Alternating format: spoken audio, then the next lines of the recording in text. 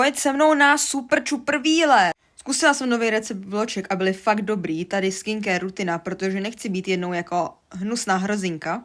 Tady trochu tvářenky, protože bez ní vypadám, jako kdybych byla mrtvá. A wow, kočka. Večer doma. Asi už mám zabalený všechno. Jako ono si toho moc neberu, jenom jako nějaký jídlo a kolácí krém a pití. A mám to v tomhle malém baťušku.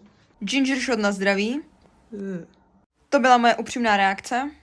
Krásná cesta a tady jsem začala pomalu přehodnocovat, co jsem si to zase do myslela. Jezírko krásný, nenáročná cesta, zvládne úplně každý, takže žádný strach doporučuju. Tady pomalu a jistě začínal Mordor, ale šlo se ve stínu, takže pohoda. Ještě nám zbývá 1,4 km. Což je docela dobrý, ale nemůžu. No výhledy krása. Tady jsme si našli stín a šli se najíst sami, co jsme si přinesli, protože 17 eček zaobědávat nebudu. Akorát je tu 3 865 000 lidí.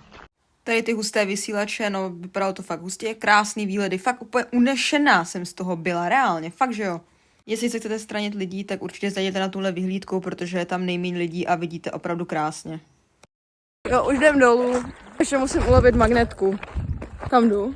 Tam? A jo, jsem šla špatně. A už jsme se blížili ke konci. Měli tu mega cute magnetky. No, ušli jsme 10 kiláků, byla to docela pohoda. Horu jsme se docela zapotili, ale dalo se to vydržet. Je splněná a jedem domů. Čus.